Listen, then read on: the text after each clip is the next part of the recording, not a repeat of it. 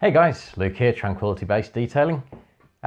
Q&A. Thought I'd put Q&A together, see how it goes. It's probably going to go awful, but you know, we try and we move on. I normally have all this hidden.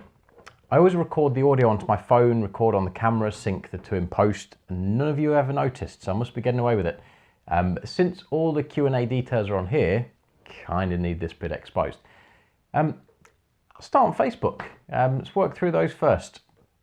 So, Michael King, Michael asks, in Superman, how fast did Superman have to fly to get the Earth's rotation to stop and then reverse? It's a very good question. So a few things we need to consider. Number one, diameter of the Earth. Number two, speed. Number three, revolutions per God knows how long. Probably need to calculate, drag, wind resistance. Bottom line is this, I have no idea how to work any of that out, but I'm going to go with a rough calculation, which I'm going to say bloody quick.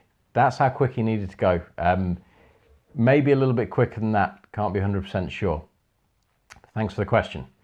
Number two on Facebook, this one's from Joe Cox. I've struggled with this one a little bit. Joe's asked two questions, been a bit greedy. Do you like me and do you like my channel? I'm going to go all Big Brother on this one, not the crappy TV program, can't stand that. I've got a lot of brothers and most of them are younger. My older brother Jamie, 2 years older than me, and then from me I have got 5 younger brothers. Yeah, that's right, I have to calculate my own head. 5 younger brothers, so Big Brother advice. Do I like you, Joe? I'll tell you, I'll give you a couple of things. I don't dislike you. That's, if that helps you at all. I don't know you either. Here's my Big Brother advice. Do I like you? Hopefully it's not important to you if I like you. That's really the best way I can put this. I'll tell you that I've got no dislike, so let's say yes, I like you. The message I want to get across to you is this. In life, it doesn't matter who likes you. It matters if you like yourself. It matters if, the people that are important to you like you. So, if there's a Mrs. Joe or, family members, I don't know. That's the important thing, if they like you. There are a lot of people that I'm sure don't like me. And there's a lot of people that I'm sure don't like what I'm doing. And that's fine. But if I was to close up and clam up and decide that those people are going to be the influence on my life, then my life is going to be diminished because people that I don't know and care about don't like me and what I do. So don't worry about it. I think I'm approximately double your age, Joe. So, please, hopefully this advice is coming from a good place. Don't worry about whether I like you or not. Don't worry about whether or not I like your channel. I like that you've got a channel. I like that you're putting yourself out there because it takes a lot of courage, and I respect that. So do I like you? Sure, why not? Do I like your channel? Yeah, I like that you're having a go. If you need any advice or if there's anything like that, send me a message if there's anything that you're unsure on. But that's my advice. I'm going full Big Brother on this. Don't worry about if anyone likes you. It's not important in life. It's not going to be the defining factor of Joe Cox. I promise that. Moving on past that. Wiggy Wickwar. It's a lot of W's. It's alliteration for you. I have a black car, always end up polishing it after a wash to achieve a nice finish. I wash with rainwater and poor boys polish. Any ideas what else to achieve a nice finish? It's a little bit incomplete in what's here, and normally I'd sort of try and create a dialogue to kind of get through this. The processes, I would say, are really the key things are these. So black is always going to be a bit of a git because it's going to show up fine swirls, things like that. Some black paints, you can just ask them to mark and swirl and they will. So maybe you got something like that. You need to do as much of your wash process touchless as possible. So your stages really should be rinse the car. If you've not got a pressure washer, invest in one. It's going to help. Rinse it before you pre-wash it. Pre-wash it with something with a bit of bite, so like a citrus pre-wash. Rinse again. Snow foam it. Rinse that. You need to get as much off of that car as possible before you go to washing it. Then look at a shampoo that's got a really good lubricity to it. There's a lot of shampoos that sway more towards, look how foamy I am, and foam is pretty, but you know, you want lubricity between what you're putting between your paint and your wash mitt, and use a wash mitt.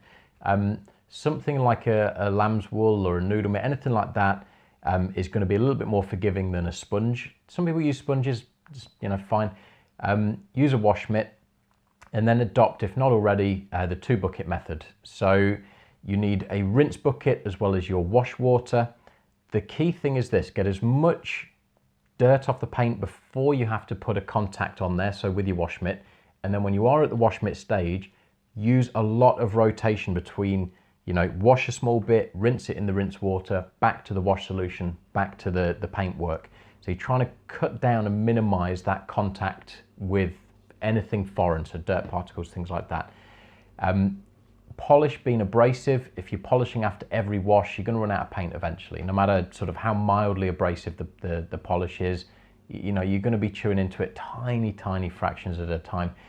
So maybe look into a glaze as well. So something that maybe is going to replace that polishing step, something that's just going to hide and fill, and that's still equally going to give you a good finish, and then wax on top of that. And then that's the final tip I would give, is make sure your protection's topped up. So if you've got a good wax regime on there, that's going to help to minimize any wash-induced marring. Hope that answers the question. Next, after, before I skip on, drying towels. If you can invest in a leaf blower, they cost very little. Take drying with a towel out of it as well if you're getting marring. Next, we've got after that, I'm going to come to this one at the end.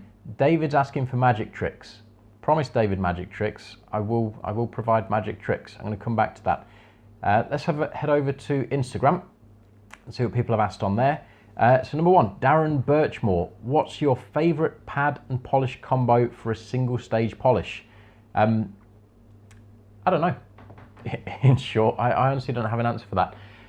I'm not a professional. A lot of you guys know that if you've been watching long enough. The one thing that's always on my side comparative to a detailer is time. And don't get me wrong, I struggle for time. I've got family, full-time job, you know, I cram this in where I can. If I'm polishing a car, when I'm polishing a car, I will spread it over a long period of time to make sure I do a job that I'm happy with. And a pro detailer doesn't have that, but it basically puts me in a position where I don't really have to approach a one-step polish often. And if I do, I'll go through what I've got available to me and try and find something that, you know, something that works quickly for me if time is against me, which is a rare factor. You know, I've had, probably the last time is probably over a year ago, where I had a car and only had it for a day and I had to achieve what I could. And I ended up, I worked through as best as I could, and I ended up with Menzerner, I think it's PF 2400 on a Menzerner, I think it was a compounding pad that ended up, it finished down well enough that I could get away with it, but I really struggled to find a time where a single stage is what I'd be doing. And that's just the nature of being a hobbyist. You know, I can spend all the time I want on my car and dad's car, mom's car, things like that. So time's not really against me. Next question after that, Toner32. What's your favorite compound and which buffer do you find best for this business? So compound first. If I need to go to a compounding stage, more often than not, I typically end up with a Menzerner Fast Gloss 400. It's what I started learning with, and I just feel comfortable with it. So for no other reason than that, it does the job for me. I do have some other compounds that are in my kit bag, but I typically reach for that one first and then kind of play it around from there. Which buffer do I find best for this business? Don't know, not in this business. So if I was to make an assessment based on what I see other people using, I would say that one buffer is probably not best for this business. I typically see the guys that are doing this as work maybe have 2 or 3 machines for various purposes, you know, spot work and, you know, rotaries for the little bits and, you know, DAs for the bigger bits. I see the Rupes stuff get a lot of use, flexes and all sorts. I think it's whatever's best for you. That's probably the best I could give on that. Next question after that, Welsh Quattro. What's the best wax to make my car all glossy and shiny? Apologies, Luke, couldn't resist. That's fine, because I've got an answer for you. I'm going to put it in an annotation at the top. What is the best wax? I've already answered that one, so click on that one. I'll probably make an extra 2 cents in ad revenue from YouTube. Pickford 100. What do you use to strip back any old protection to try something new? I'm going to make a video on this because for a while I was misguided. I kind of, there's a lot of bad advice out there. The main one is washing up liquid. I never went down that route. I now, at this point, when I'm stripping a wax, I'll use a lightly abrasive polish. I do that off camera. I try and get that bit really done out the way, unless it's like in the recent ODK video that we did, Dan and I. The paint desperately needed a machine polish, but we didn't have time really with the weather that was there. So we only had the car for a day, so we took the machine polish out the window. But we basically just did a full decontamination on that. So that's tar remover, iron remover, and clay session. That's going to dent any wax that's on your car really at the best of times. If you really do want to be sure though, there's no better certainty than to use a mechanical abrasive. So something that either is like an abrasive pre-wax or a finishing polish, something like that is really going to deal with it. It's going to get it out of the way. So that's my answer on that one. Wish the phone would stay awake, it'd make things easier. Next one after that, this is from Chris McGraw. What's your best accessories or that I would recommend if I were on a budget? Budget's a bit of a tough one, but accessories that I always go back to, I've got a few. Wheel woolies I know are not the cheapest option, but I love them as an accessory, so I'm going to chuck those in there. Depends on what your budget are, but you're looking sort of 30 to 40 quid for a set of wheel woolies. In my engine bay clean, I put in there some spout brushes. Now, I said in the video they are pennies on eBay, and I stand by that. They're like 80, 90 pence. Spout brushes, these clever little things that are designed for cleaning spouts in teapots, but they are fantastic for delicate little bits of cleaning in an engine bay. I also have a selection of cheap makeup brushes, and I will use those for little bits of delicate dust removal on interiors. So they're a great addition as well. And another favourite accessory for mine is the WoWo wheel mitt. Sort of above all the other WoWo things that I use, and the applicators and microfibers and so on, the wheel wash mitt is an absolutely tremendous bit of kit that I think people should have, if not already. So those are a few. Hopefully they kind of cover anywhere from a quid up to 30-ish quid for the wheel woolies. Next one, TDG. Can I clean my wheels with fallout remover? Yes, of course you can. It's just expensive and pointless, and there are better products to do it.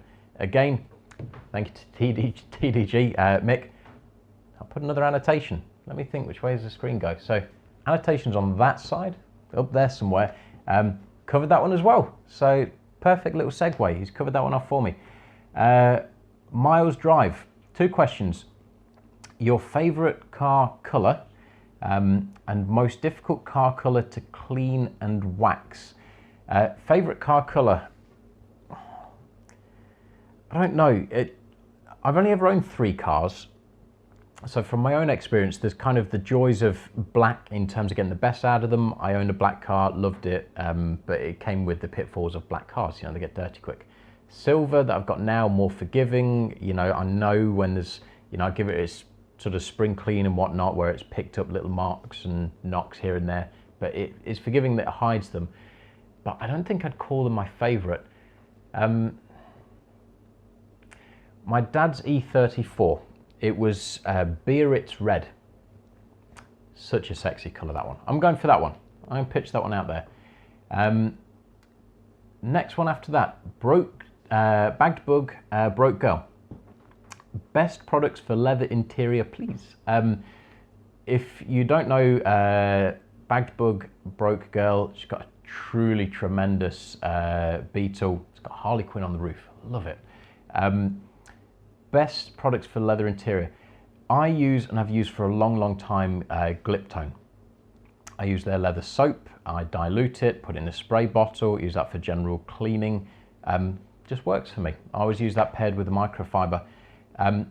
products that I'm looking to try in the future in terms of leather, Dr. Leather wipes I've heard good things for, so I'm curious to see, do they kind of meet what I've been told that they are able to do. And then you've got, I think it's the leather repair company, Richard, seems to be making big noises in terms of on the chat groups and the forums and whatnot, and I hear good things for his products as well. But for personal recommendation, Gliptone, they have, because they still, some of their products are still old school, so they're categorized. You have like GT11, GT12, GT13. I mean, there's even like GT7.5. So they have a lot of different cleaners applicable to a lot of different leathers. Generally speaking, leathers in a car, they don't need a conditioner, but they do need a protector. So you go through the Gliptone range and it seems heavily biased more towards traditional leathers that need feeding and moisturizing and all that. So the majority of it, when you do look through, just ignore the stuff that's not applicable to your situation. I'll put links below to the ones I use. Next after that, Jack Leach, what's been your favorite ever product and why? Also, is there a product out there you would really like to get your hands on? Favorite product and why? It's been 2 days since you all asked these questions, so it's given me a little bit of time to dwell on these answers. Favorite product, I always remember the first time I used a clay bar. It was Meguiar's Quick Clay Kit, and I remember going from liking cleaning cars to thinking this is different to what I'm doing. It was kind of like, it was like popping my cherry into detailing. I'm going to go with that one. Looking back at it, it's not specifically that it was Meguiar's kit, that it did anything different to, you know, what any other clay bar would have done. But I really felt at that stage when I'd done that I was finding, it was like this path had opened up, this doorway to something that was different beyond me sort of, you know, washing, polishing, waxing. All of a sudden there was this extra step and it's like, wait a minute, I can do more than what I've been doing. And it was kind of like that mind blown moment. So I'm going to say that one. Product I would like to get my hands on. There's probably a few, and for different reasons, and certainly different costs as well. Jack and I have spoke externally about drying machines, and I'd really like to have a go of things like the Metro Air Blaster and the Sidekick and whatnot. They really look cool to me. I'd like to have a crack on those. I would love to get my hands on, for no other reason than to say I've tried it, one of these ridiculously silly priced waxes. So, you know, like your Zymol waxes that you can spend £8,000 on, and if you guys didn't know they existed, that you can go past that silly money. I'd like to get my hands on those and try it, just to say I have. In my head, something like that would be akin to, you know, having a 13-course meal in, you know, like a Gordon Ramsay's restaurant, just to say I have. I don't want to do it every day, but, you know, conversation thing, someone says, you know, what have you tried? I tried an £8,000 wax yesterday. I think that'd be cool. I don't think it'd be worth it, personally, but I think it'd be cool just the same. Next question, Benji Morley. Benji's a reviewer as well. I'll put links for Benji below. Benji's asked, the best wax you've used in your personal opinion, best shampoo, and most important question that he sees often, a good DA for a budget of £120, which includes polishes and pads. Right, start at the top. Best wax I have used. Obviously, I've discussed this in the What's the Best Wax video, that, you know, best is, it's really an ambiguous thing. But I have an answer.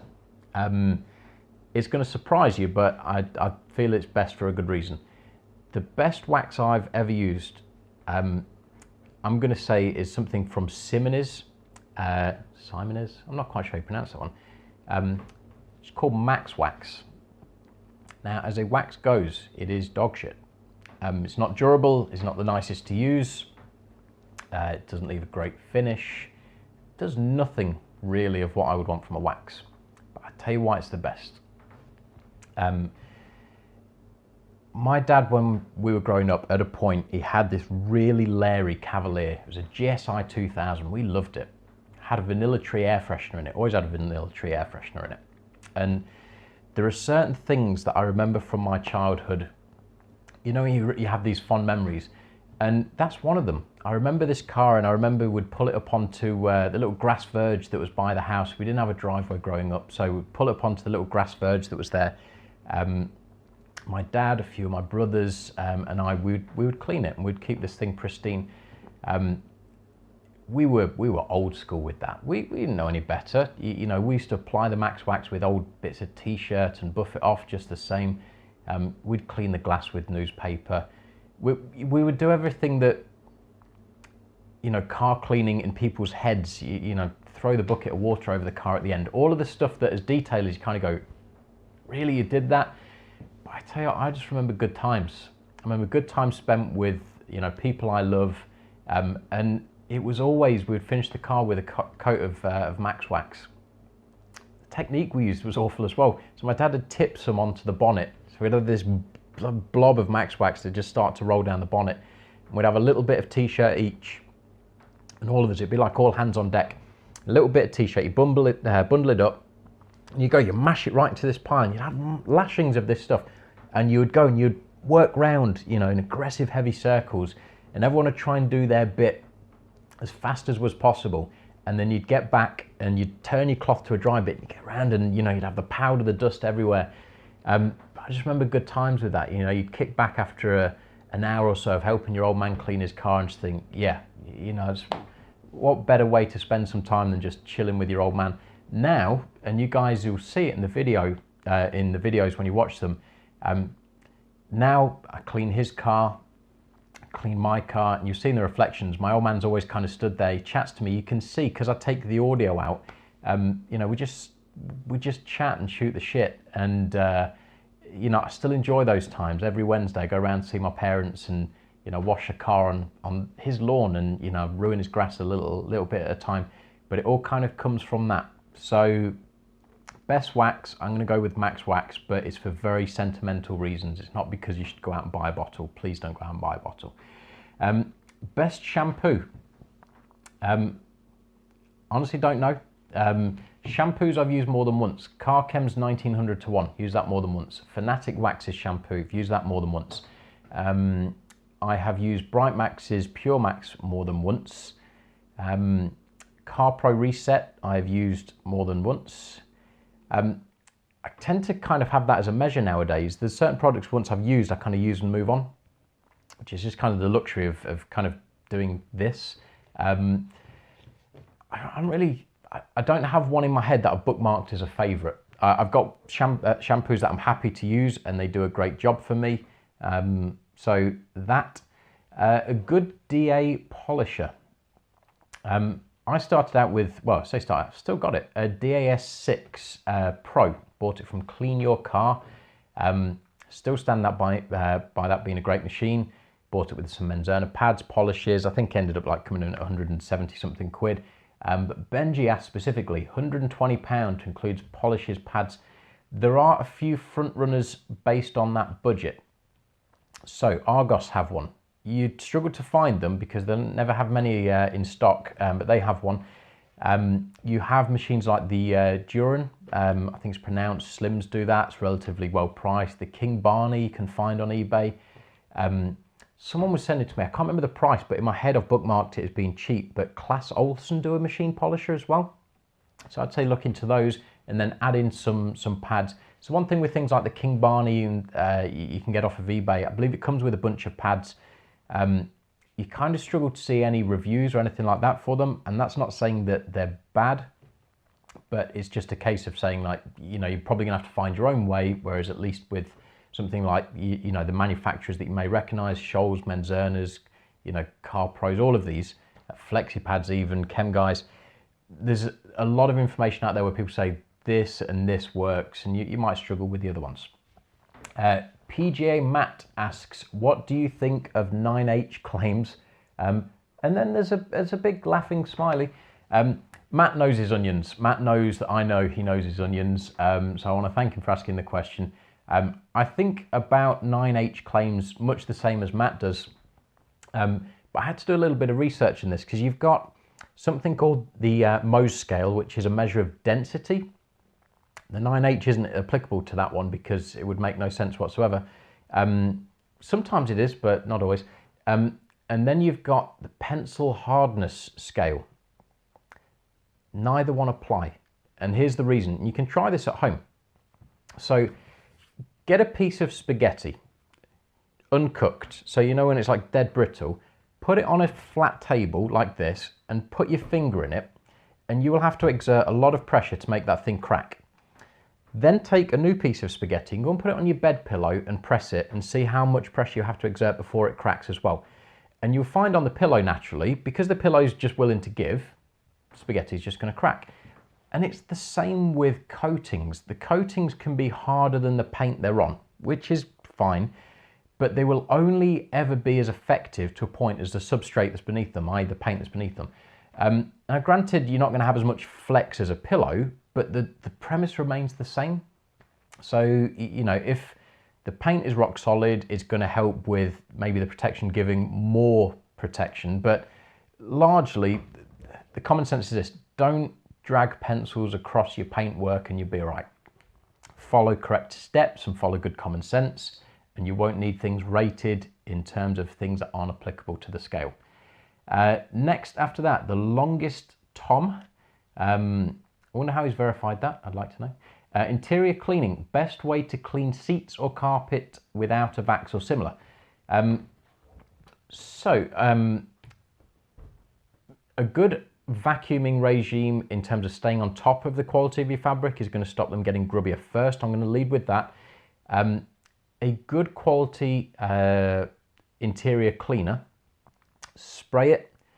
If you want to get a soft brush to agitate it and then try and wipe as much out with a microfiber, you're going to go through a few microfibers. Can you see when you take your wipe away, it's going to have picked up some of the dirt. Now what you don't want to do is much the same as the 2-bucket method, is then go and use that to keep wiping that area, because you're going to start laying it back in. So really I would say that. Don't drench the area, because without anything to extract it, if you drench it, then you know it's going to take a longer time to dry out. The other thing you see if you completely over drench an area and that's allowed to sit, is you're probably going to end up with that causing a water stain and or mold forming.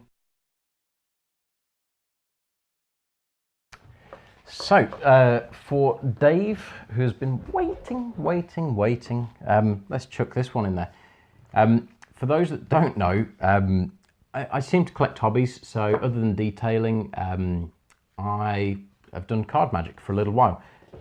It's a hobby, it's not a job. I don't want it as a job, that's my choice. So I'll show you this one here. Now a lot of people, when I start out with magic, they tend to ask me, are they trick cards? And largely, no, I don't like using trick cards. I do, however, have a marked deck. And this is something that I've had for a little while, and I wanted to show it to you guys because I'm proud of it, because it is a professional marked deck. So there shouldn't be any way for you to see any markings on that card there that would distinguish it from the other, but believe me, they are there. I'll show you what I mean. So it doesn't matter where you go into the deck, that will tell you on there what it is. Same, that one will tell you on there what it is. But I'll give you examples. I'm going to use, take these, right? So you end up with marks on this one, this one, this one, and this one that tell you what is on the face, apart from this one. And the reason this one's not marked is simply because it's a 2. Now, there's no reason to mark a 2 because it's a low value card. No one really needs to know what it is. The same goes for that one. Pulled it out there because it is low value. So it leaves us with these two. So we've got an ace and we've got a 2. So again, the 2 isn't marked, but the ace is. Now, the way to see this, and hopefully, I don't know if this works, you know things like lenticular puzzles, that's where you stare at a section and then it blurs across and it tells you. That's how you know with these. So if you just look at face value as to what's there, camera's just disappearing there. If you look on there just at face value, you won't see what it is. But if you stare through that, you will see that there is a very slight difference to the card. Now, like I told you at the beginning of the trick, this is a fully marked deck. So it's not just that one that's marked, it is every single one.